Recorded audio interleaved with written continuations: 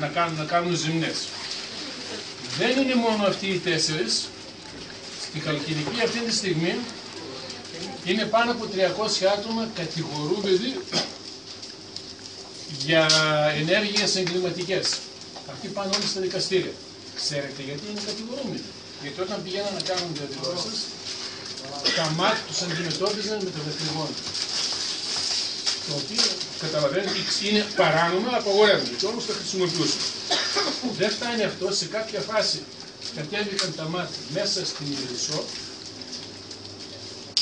ρίχναν δακρυγόνα. Δακρυγόνο έπεσε ακόμη και σαν σχολιόγκας. Την άλλη μέρα η αστυνομία κάλεσε μια μαθήτρια 15 χρόνων να καταθέσει μόνη της, να απολογηθεί.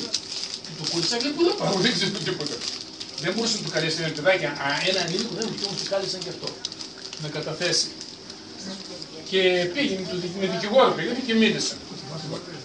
Όποτε λοιπόν τολμούσαν οι κάτοικοι να μιλήσουν, οι άλλοι που έχουν τα χρήματα και την εξουσία, παραβίαζαν στοιχειωδώς όλα τα δημοκρατικά δικαιώματα του πολίτη.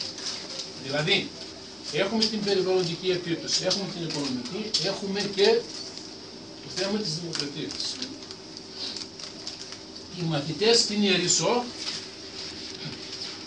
εδώ και 2 χρόνια, κάθε 25 Μαρτίου, στην παρέλαση βγαίνουν φορώντας μπλουζάκια που λένε όλοι στα χρυσορυχεία και ένα μαύρο περιβραχιόνιο. Για αντίδραση